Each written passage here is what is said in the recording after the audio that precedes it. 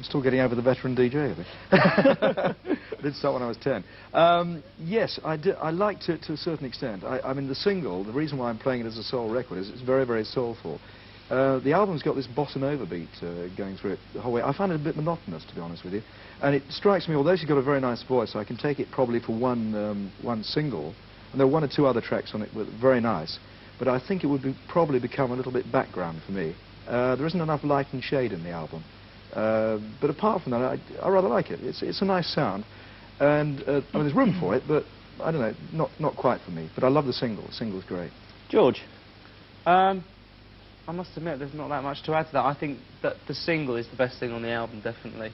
I love her voice I mean, it's great to get you, I mean, it's so melancholy, and it's just so vulnerable that it's a beautiful voice in that way. But for a whole album, it does drag on a bit, you know, and it actually starts to take away from the songs, because individually, you can appreciate them a lot better, and they are very good songs, or 4 or 5 on the album anyway. But as an album, it starts to, you know, to wash a bit. Yeah. But she's become something of a cult figure, though, hasn't she? Yeah, with the Marine Girls and with the Style Counts and all that. But yeah, she's becoming a little bit more accessible. I think probably, I don't know, it just seems to be a coincidence they've just signed to WEA, but it does seem a lot more accessible than before. I think it's nowhere near as good as Plain Sailing, which is my favourite track of hers, but still a good album. Morrissey, I know you know them. Do you approve of their album? To a large degree I do, because at least half of the album I really like. And I feel that if I can like at least half an album, well, for me personally, that's really quite revolutionary. Which bits do you like and why? Well, I did think that Another Bridge is really quite spectacular.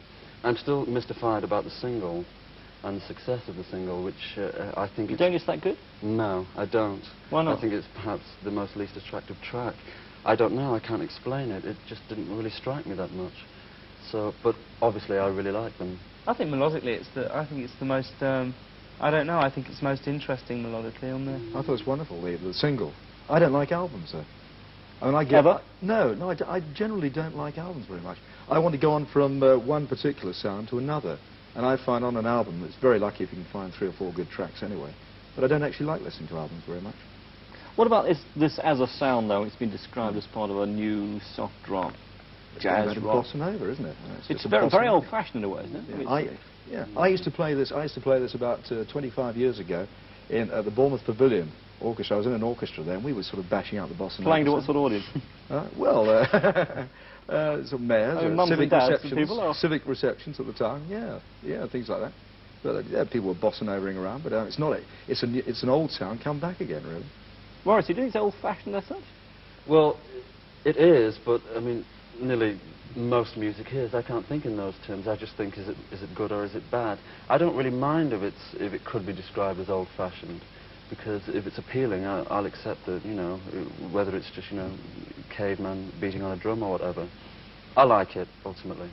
It seems to be very anti-fashion music. I mean, they don't care about their image too much. Yeah, but that almost becomes an image, and it almost becomes the absolute heart of fashion.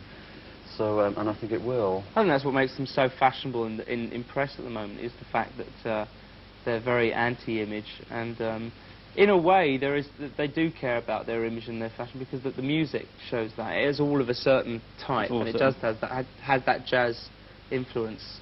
But it justifies it, I think, because the atmosphere is so good. Thank you.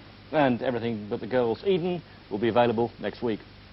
Also on release next week, there's a music film that earned a remarkable $25 million in its first week in America.